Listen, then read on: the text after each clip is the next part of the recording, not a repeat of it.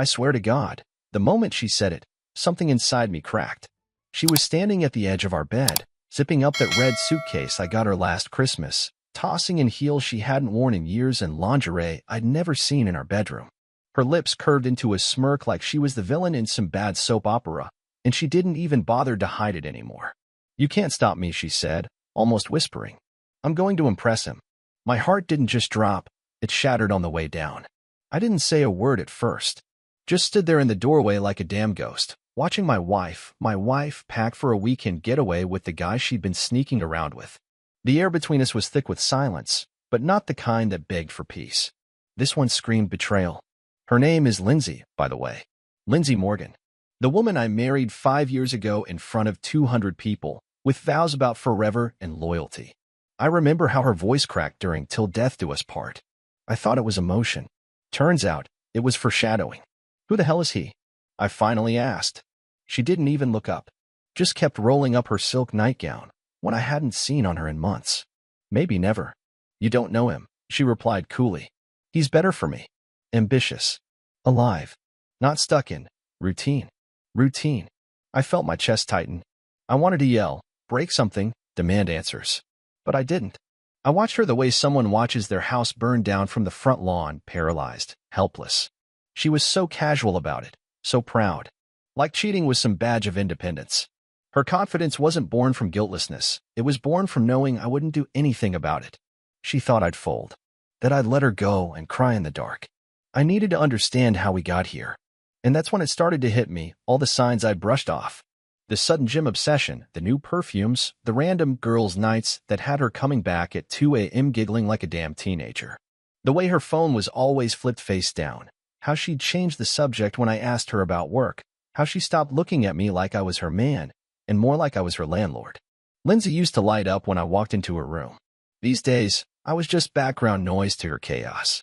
She paused for a moment, grabbed a pair of lace underwear from her drawer, looked at me with those green eyes I used to get lost in, and said, "You're overthinking. This doesn't have to be dramatic, Ethan. Just let me live a little." Let her live? I'm the one who put food on this damn table. I paid for that suitcase, that car she's driving to the airport, the very bed she used to lie to me in. And now she's telling me she needs to live a little by flying off with some random guy to impress him? "You sure about this?" I asked, my voice low, shaking. "You really want to throw this away? Us." That smirk again. There is no us anymore. And just like that, she zipped the suitcase and walked past me like I was nobody. That night, I didn't sleep. I sat on the couch with a bottle of bourbon in my hand, trying to process the moment my life split in two. I couldn't shake her face, the arrogance in it, the way she enjoyed twisting the knife. She didn't cry. She didn't explain. She didn't even pretend to regret it. And I hadn't even scratched the surface yet. Because what I found out the next morning, what was hidden behind those flip-down phones and perfume-scented lies, would push me over the edge. I wasn't just watching my wife walk out. I was about to find out how long she'd been walking away from me. The next morning, I woke up to the silence of an empty house and the dull headache that comes from drinking too much but sleeping too little. Her side of the bed was untouched. She hadn't even pretended to lie next to me before leaving. I don't know what made me do it. Maybe instinct, maybe spite, but I walked over to her nightstand. I opened the drawer, and there it was. A second phone. Not a regular iPhone with the floral case and lock screen of us at the Grand Canyon. This was a burner, cheap, scratched up, and buzzing like it still had secrets to spill. I unlocked it. No passcode. Like she thought I'd never find it, or didn't care if I did. The messages were all there. Dozens. Hundreds. From a guy named Chad, of all damn names. Chad Thompson. Worked at her firm, in marketing. Married, apparently. Kids. That made it even sicker. There were messages like, "I can't wait to see you in that red dress. He doesn't deserve you. I'll make you feel like a queen. Bring that lotion I like. I want to taste every inch of you." I felt my throat tighten. My skin burned. I threw the phone across the room, heard it crack against the wall, but it didn't satisfy me. Nothing could. But I kept reading, scrolling like a masochist, drowning in the filth they sent each other. Pictures, too. Hers, mostly mirror shots in our bathroom, even a damn video from the guest room. The guest room. The one her sister used to stay in when she visited. I stared at the reflection of myself in the TV screen. Pale. Empty-eyed. Rage pulsing under the skin like a second heartbeat. She had used our home like a playground. Like I was invisible. Worse than invisible, irrelevant. I texted her. Not a paragraph. Just one word. Why? She didn't reply. Around noon, I got a message from a mutual friend, Tyler, my old college buddy who always saw more than he let on. Hey man, I know this is weird, but I saw Lindsay at the airport earlier. She wasn't alone. He sent a photo. Blurry, but clear enough. Lindsay in tight jeans and sunglasses, walking arm in arm with Chad. Laughing. Her hand on his chest. No shame. No fear. I called her. Straight to voicemail. Then she finally messaged back. I told you not to make this messy. Please don't embarrass yourself. Embarrass myself? I was spiraling. The rage, the betrayal, it was boiling so hot I couldn't think straight. I threw open the closet, grabbed the duffel bag I used for the gym, and started packing. Not because I was leaving. No. I was going to pay Chad a visit. I knew where he lived. I'd driven Lindsay there once months ago when she left her car at the shop. She said she was meeting a coworker to plan an office retreat. That coworker was Chad. Of course it was. I pulled into his neighborhood around 2 p.m. Clean lawns, smiling families, American flags waving like everything was pure. It made me sick. His wife answered the door. Her name was Rebecca. Sweet smile, tired eyes. She looked like the kind of woman who baked cupcakes for school events and stayed up late waiting for her husband to come home. I didn't want to ruin her world, but she deserved the truth. I'm Ethan, I said. I think we need to talk. It's about your husband and my wife. The way her smile dropped, it was like watching a soul leave a body. We sat in her living room, both of us shaking. She brought out a bottle of wine, hands trembling, and poured us each a glass. I showed her the messages. She didn't cry, just stared at them like someone who had suspected it for a while but never dared to look directly at the storm. She showed me a receipt. Hotel in Miami. Booked for 2. Chad's name on the reservation. They'd gone together, booked under their real names like they weren't even trying to hide. And just like that, I realized they weren't afraid of getting caught. They wanted to be seen. They wanted us to know, eventually. Because they'd already decided we were the past. Rebecca excused herself, said she needed a moment. I sat there, clutching the wine glass like it was the only thing keeping me from exploding. And then I heard her sobbing in the kitchen. Deep, gut-wrenching sobs. I didn't go to her. I couldn't. I was too far gone. In my head, all I saw was Lindsay's smirk, that red suitcase, her voice saying, "You can't stop me." I should have known. I should have seen it coming. But I didn't. And now, I couldn't unsee any of it. I drove home in silence. Didn't even turn on the radio. Just the hum of the engine and my fingers clenched tight around the steering wheel. My knuckles were white, but I didn't notice until I pulled into the driveway and saw my reflection in the rearview. I looked like a man who'd just come back from a war. Maybe I had. The house was too quiet. Too clean. Her perfume still hung in the air like a ghost that refused to leave. I walked straight into the kitchen, poured the rest of the bourbon, and sat at the table where we used to eat together, laugh, plan vacations, talk about kids we never ended up having. I opened my laptop. I couldn't help it. I needed to know more. Needed to feel the full weight of it before I figured out what the hell to do next. I logged into our shared cloud drive. She probably forgot it existed. She always hated syncing photos, said it was too techy. But she'd left it on. And there it was. An entire album of her and Chad. Beach pictures. Hotel room selfies. Him feeding her dessert. Her kissing his cheek.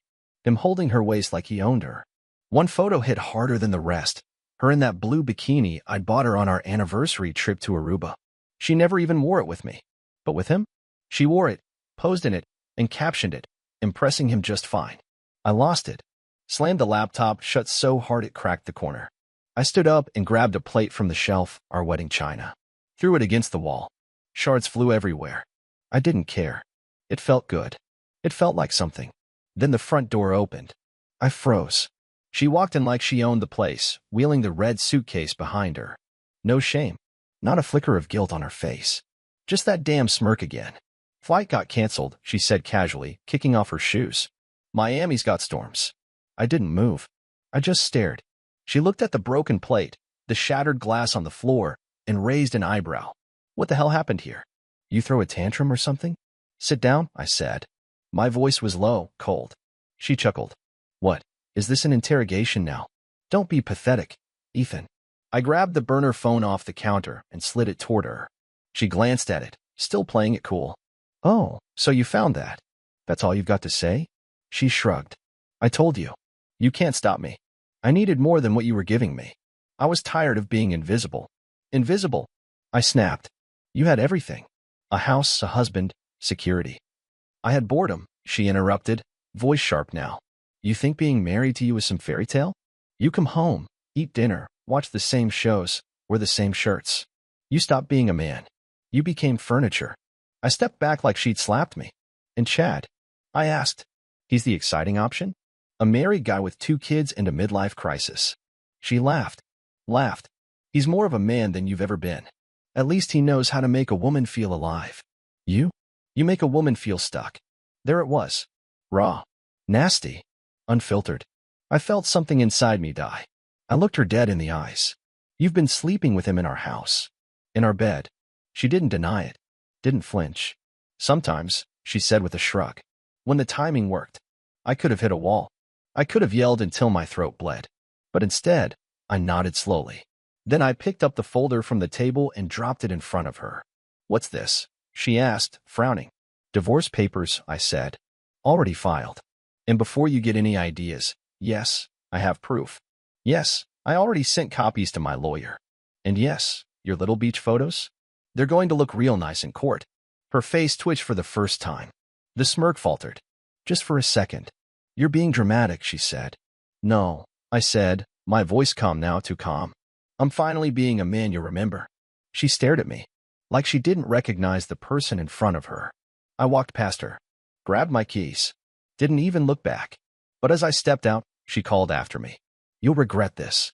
I paused at the door. No, I said. The only thing I regret is ever believing you were anything more than a lie I married. Then I walked out, leaving her standing in the wreckage she created. And for the first time in a long time, I didn't feel broken. I felt free. I didn't go far. Just drove until the sun dipped low and the sky turned that angry orange. I didn't even know where I was going. My hands just moved, and the road did the rest. Eventually, I pulled into the parking lot of an old motel off the highway. One of those places with buzzing neon signs and cigarette burns on the curtains. It was perfect. I needed somewhere that didn't ask questions. The room smelled like bleach and old secrets. I threw my bag on the bed and stared at the ceiling fan spinning like it had seen too much. My phone buzzed every few minutes, calls from Lindsay, messages that switched between begging and blaming. You don't have to do this. We can fix it. You're ruining your own life. This is your fault too. I made a mistake, but you pushed me there. That last one? That's the one that really dug into my skin. I didn't respond. I just blocked her number and tossed the phone on the dresser. Around midnight, I went outside to breathe. The air was heavy, but at least it didn't lie to me. I sat on the curb, elbows on my knees, and just let it hit me. The silence. The emptiness. The realization that everything I thought I knew about my life was a damn illusion. And then I remembered Rebecca, Chad's wife. I still had her number. After everything we'd shared that afternoon, the raw truth, the photos, the silent pain, I figured I owed her a check-in. I sent a simple message. You okay? She replied almost instantly. No, but thank you for asking. We texted for a while. Nothing dramatic. Just 2 people trying to hold on to sanity in the middle of a storm we never saw coming. She told me Chad hadn't come home, that he texted her some nonsense about needing space and not to contact him. She was considering taking the kids to her sister's. She asked if Lindsay had said anything real. I told her the truth. She said I'm furniture. Rebecca sent a broken heart emoji, then corrected herself. Sorry, that was dumb. You're not furniture, Ethan. She's just broken in ways we'll never understand. I don't know why, but those words felt like a stitch in a wound. Not a fix, but something. We stayed in touch over the next few days, exchanging little updates. Rebecca filed for divorce, too. Said she found a second phone in Chad's gym bag. Same pattern. Same lies. Same lipstick on receipts. It was like they followed the same manual on Betrayal. Back at the motel, I started putting my life back together in pieces. I called my lawyer. Transferred money. Canceled joint accounts. Every step made things feel a little more real. A little more mine. And then came the final insult. A certified letter from Lindsay's lawyer. Inside, a request for amicable division of assets, spousal support, and a list of items she wanted to keep, including the house. She wanted the house. The same house where she snuck her lover into our bed. The same house where she laughed in my face and told me I couldn't stop her. I laughed out loud when I read it.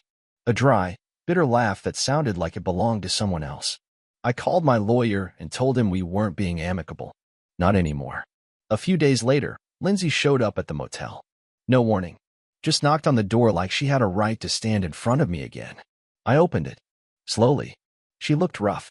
Dark circles under her eyes, hair pulled back like she hadn't had time to pretend anymore. "You really meant it," she said quietly. "Yeah," I said. "I did." She stepped inside without asking. Looked around the room like she was above it all. "This is where you're staying now? This is where I'm getting my life back?" She rolled her eyes. "You're being petty." "No," I said, folding my arms. "You're being delusional.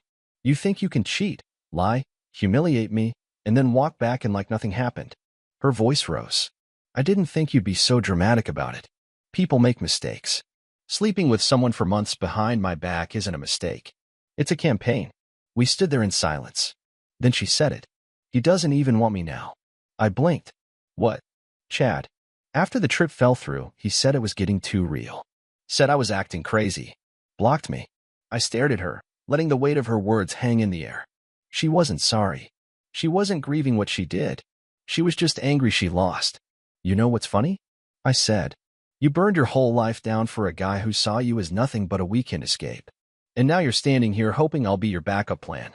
Tears welled up in her eyes. But I didn't feel sorry for her. I felt nothing. "You need to leave," I said. "Ethan, please. I don't know what I'm doing anymore." "That makes two of us," I said. "Now get out before I call the front desk." She stood there a moment longer, waiting for something. Maybe mercy. Maybe weakness. She got neither. She walked out. And for the first time since this whole nightmare began, I shut the door behind her and didn't feel the urge to open it again. The next morning, I woke up with sunlight bleeding through the broken blinds and silence thicker than ever.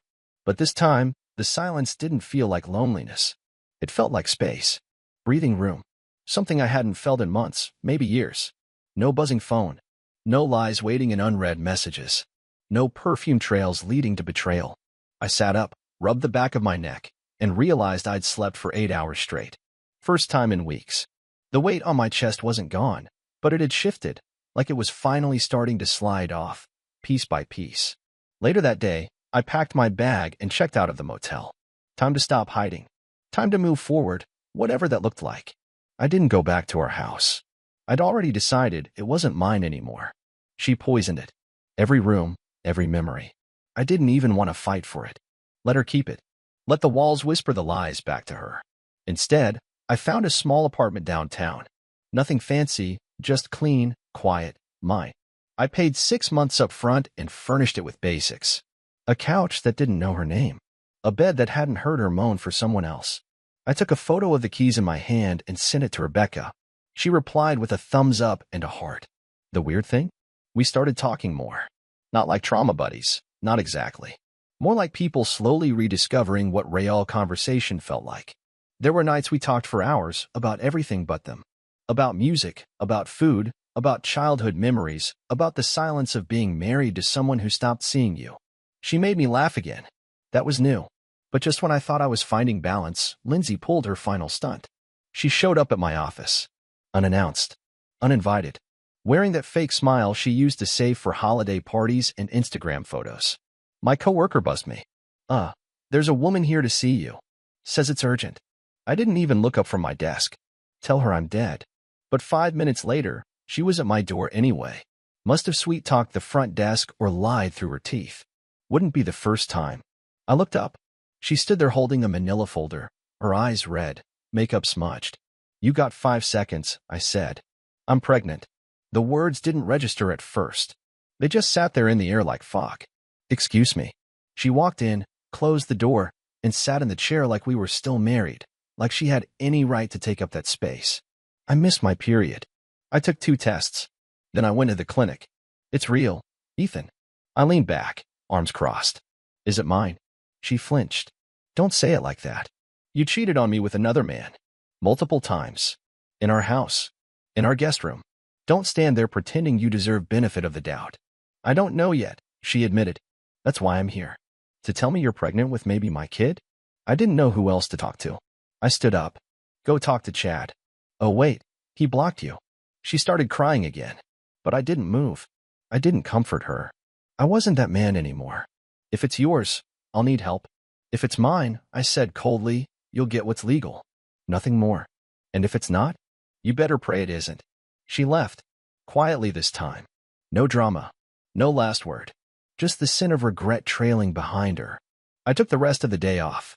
Sat in my car for an hour with my head resting on the steering wheel, trying to remember the last time I truly felt safe with someone. Not just comfortable, but seen, valued. Funny how silence and betrayal make you rethink everything. A week later, she messaged me. It's not yours. No apology. No relief. Just those 3 words. Like I was a box she needed to check off. I stared at the screen for a long time. And then I deleted her number. That night, I called Rebecca. Asked if she wanted to meet for dinner. No pressure. Just food and company. She said yes. No hesitation. When I hung up, I smiled for the first time in a long time. Not because everything was fixed, but because I had finally stopped bleeding. And tomorrow? Tomorrow I'd wake up clean. Rebecca and I met at a small Italian place tucked between a bookstore and a flower shop. One of those spots you'd never notice unless you were looking for it, and somehow that made it perfect. She wore a soft green sweater, no makeup, hair pulled back in a loose ponytail. No mask. No performance. Just her. And for the first time in what felt like a century, I wasn't scanning a woman for signs of betrayal. I just looked at her. She smiled when she saw me and pulled me into a hug that lasted just long enough to matter. Been a while, she said. Too long, I replied. We didn't talk about Lindsay or Chad that night. Not once. We talked about music, how she used to play piano but stopped after the kids were born. I told her about the time I crashed my dad's car in high school and lied about it until the neighbor showed up with doorbell cam footage.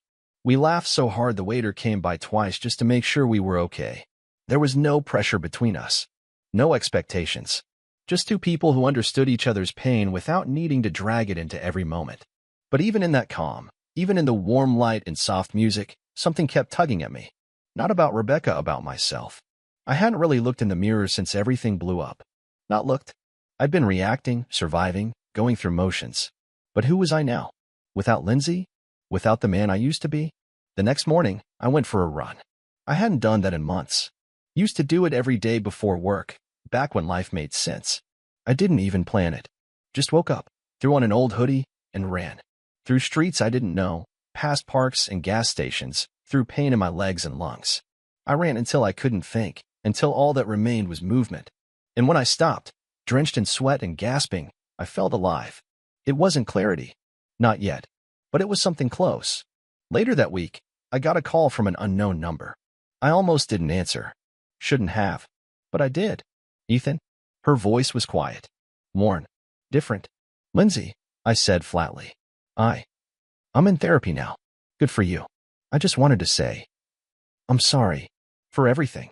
I don't expect you to forgive me, but I needed to say it. There was a pause. I let it sit. I don't hate you, I said finally. But I don't care anymore. That's what you took from me. You didn't just break us. You made me numb to what we had. She sniffed. I deserve that. Yes, I said. You do. I hope you're happy. I will be. Click. And that was it. No shouting. No drama. Just the quiet end of a chapter that had run too long. Over the next few weeks, things shifted. Rebecca and I started seeing each other more often. Dinners, long walks, even a trip to the mountains with her kids. I didn't rush it. Neither did she. We were still healing, still unpacking years of damage. But we were doing it side by side. One night, we sat on a blanket under the stars while her youngest daughter slept in the back seat of her car. Do you ever think, she said softly, that maybe the pain had a purpose? I thought about it. About the humiliation, the heartbreak, the nights I spent staring at the ceiling in that motel. Yeah, I said. It taught me how blind I was. And how strong I actually am. She nodded. Same. We didn't say I love you. Not yet. But it was there. In the way she reached for my hand. In the way I held it like I never wanted to let go. Months passed. Seasons changed. I moved out of the apartment and into a new place, one with windows that caught the morning sun just right. One where laughter replaced silence. One where betrayal was just a scar, not an open wound. I didn't think about Lindsay much anymore. She moved to another city, last I heard. Got a job. Started over. Good for her. I didn't hate her. I just didn't care. And that, I realized, was peace. If I could tell anyone going through what I went through one thing, it's this: you will survive. You'll bleed, you'll scream, you'll lose parts of yourself you thought were permanent. But on the other side of that destruction is a version of you that's wiser, stronger, free. And one day, when you least expect it, you'll laugh again. And it won't be hollow. It'll be real. It was almost a year to the day when I passed by our old house. I hadn't planned to. I was on the way to meet a client across town, took a wrong turn, and suddenly there it was, still sitting on that corner lot, still painted the same beige with the navy blue shutters. But the grass was overgrown now. We'd sprouted along the sidewalk. The rosebush I used to trim every Saturday was dying, brown at the edges. It looked abandoned. Or maybe just unloved. I parked across the street and sat there for a while, engine running, radio off. I could see the bedroom window from where I was. The same window where I used to stand brushing my teeth while Lindsay curled her hair behind me. The same window she later locked when she didn't want me knowing what, or who, was going on inside. I didn't feel anger. Not anymore. Just a strange sense of distance. Like I was watching someone else's memories. Eventually, I pulled away. That evening, I told Rebecca where I'd gone. She listened quietly, then reached across the table and squeezed my hand. "I'm glad it's not yours anymore," she said. "Yeah," I replied. "Me too." Later that night, after we put the kids to bed, we sat on the couch with a blanket around us. The kind of quiet between us wasn't heavy, it was full. Peaceful. "Do you think you'll ever get married again?" she asked suddenly. I thought for a second. Not because I doubted my answer, but because I wanted to say it right. "I think if the right woman is already sitting beside me, then yeah, someday." She smiled and leaned her head on my shoulder. "Good answer." I kissed the top of her head. Some scars don't vanish. They just fade. They become part of your skin, not your story. A few months later, I got an invitation to a wedding. One of Lindsay's old friends, someone who still followed me on social media, for reasons I'll never understand. Inside the envelope was a photo. Lindsay was there, in the background of the engagement party, half smiling beside some guy I didn't recognize. Her eyes looked tired. Her smile looked rehearsed. I threw the invite away. It didn't matter anymore. What mattered was this. I had survived her lies. I had rebuilt. And I hadn't just moved on, I'd leveled up. There was a moment, not long after, when Rebecca's daughter called me Dad by accident. She said it quietly, in the middle of a grocery store aisle, while asking if we could get the cereal with marshmallows. Her cheeks flushed as soon as she said it, eyes wide, waiting for me to correct her. But I didn't. I just smiled and said, "Yeah, let's get that one." And that was the moment I knew. This life, the one I thought was ending when Lindsay zipped up that red suitcase, had only just begun. Not because I forgot the pain, but because I used it. I let it teach me, harden me, rebuild me. So if you're reading this, and you're in the middle of your own collapse, here's what I'll tell you. You won't be okay overnight. You'll break. You'll doubt. You'll feel like nothing makes sense. But one day, without warning, the weight will lift. You'll look in the mirror and see someone you actually respect again. And you'll realize she didn't break you. She just revealed the man you were meant to become. The last real moment that tied me to the past happened on a random Thursday. I was clearing out an old storage box I'd shoved in the back of my closet, full of things from the before life. There were receipts from trips, love notes Lindsay had written in the early days, ticket stubs from concerts, and photos. So many photos. Smiling faces. Moments that once felt like forever. I stared at one of them, us in front of a waterfall, her arms wrapped around my waist like I was her whole world. What a damn performance. I didn't cry. I didn't feel nostalgic. I felt clarity. I tossed the whole box in the trash. All of it. Not out of hate. Not out of rage. But because I finally understood, those memories weren't mine. They were stories I was told. Stories I believed. But the real story? The one I lived through? That was something else entirely. Lindsay didn't destroy me. She revealed me. She ripped away the illusion and showed me who I actually was beneath it all. A man who could take betrayal and build something stronger from the ashes. A man who could walk through hell and come out clean on the other side. Not untouched, no, but undeniably alive. And now? Now I laugh without hesitation. I sleep without nightmares. I love real love without fear. Rebecca and I didn't rush things. We let time do its work. And when I asked her to marry me, it wasn't with trembling hands or uncertainty. It was steady, whole, honest. She said yes. Our wedding wasn't big. Just a few friends, her kids, some tears, and a hell of a lot of truth in our vows. We didn't promise perfection. We promised presence. And after everything we'd seen, that was more than enough. Every now and then, the past tries to whisper. A memory, a smell, a street name. But I don't let it stay long. Because the man I am now, he doesn't live there anymore. He's got a new home, a new love, and a new story, one he wrote with open eyes, bruised hands, and a heart that refuses to stay broken. So to any man reading this, standing where I once stood, staring at the wreckage of what he thought was forever, hear me when I say this. Let her go. Let the pain mold you, not define you. Walk out the door, and never look back. Because out there, past the betrayal and beyond the fire, there's a version of you waiting to be born. And he's worth every damn step,